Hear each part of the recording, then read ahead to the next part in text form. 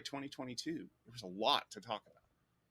There is a lot to talk about, Tom, so I'm not going to banter. Let's just dive right in. And I'm going to start with China, and specifically with the increasing tensions between the Western world and China.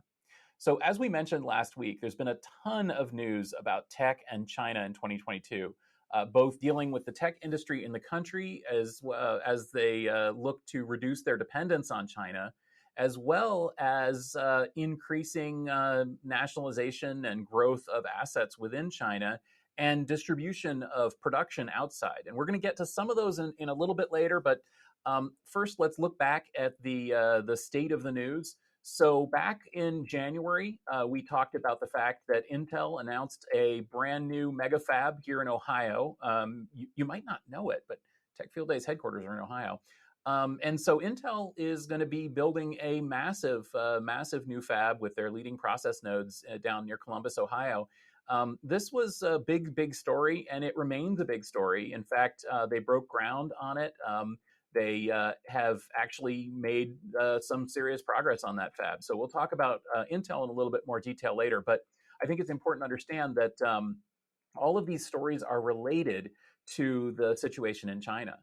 We talked as well in March, the fact that Intel is going to invest $19 billion in manufacturing chips in Germany, and that a lot of this money is coming from the CHIPS Act. So in July, we covered that in a little bit more detail as well, that there's a $52 billion act that would provide funding for companies like Intel, yes, but also fundings like TSMC and Micron and SK Hynix and others that are Samsung that are trying to build fabs here in the United States. And similar funding has appeared nationwide in other places as well to try to spur investment in there.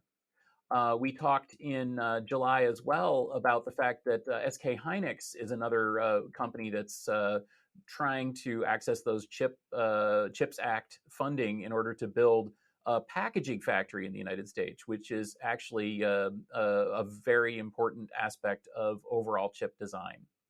And then finally, later in the year, we talked about sort of the impact of this. The United States in September announced that it was going to be turning up the heat and on China and restricting the sales of advanced processors, including the latest NVIDIA GPUs and AMD GPUs.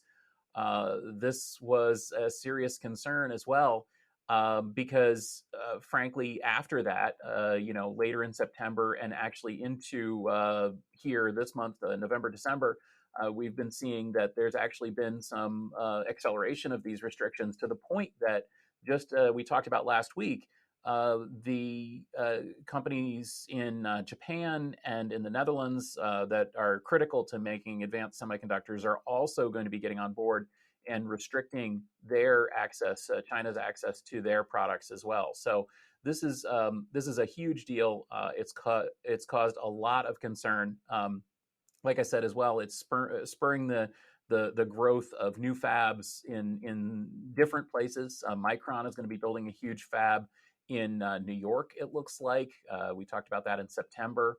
And so overall, the situation with China, as we're going to talk about all throughout this episode, is causing all sorts of ripples in the technology industry. And of course, I didn't even mention COVID and the supply chain shock at all, which of course are also big stories that we've been hearing about all year long.